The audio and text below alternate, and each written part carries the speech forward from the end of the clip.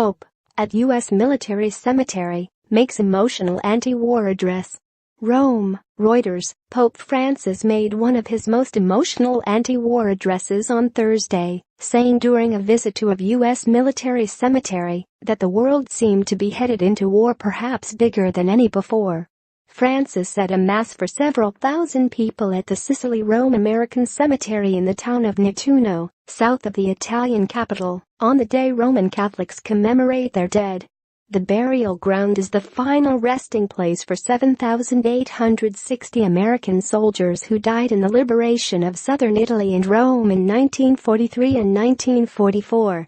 He walked slowly and alone amid the rows of low white headstones in the shape of crosses and stars of David, gently resting a white rose on about a dozen and stopping to pray silently before saying the Mass.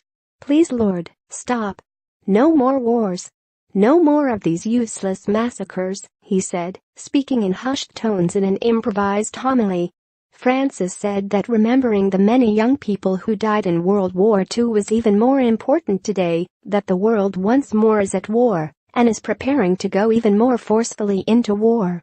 He did not elaborate, but appeared to be referring to the possibility of nuclear war. As tensions between the United States and North Korea have increased in recent months, Francis has warned that a nuclear conflict would destroy a good part of humanity. Last April, he said a third country should try to mediate the dispute between Pyongyang and Washington to cool a situation that had become too hot.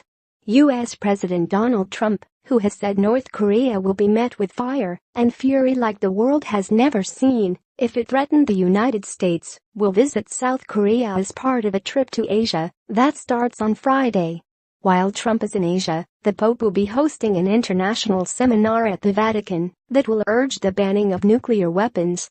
The cemetery mass was attended by U.S. Ambassador to Italy Louis Eisenberg and the acting U.S. Ambassador to the Vatican, Louis Bono.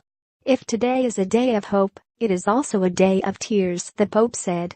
"Humanity must not forget the tears of mothers and wives who lost husbands and sons in past wars.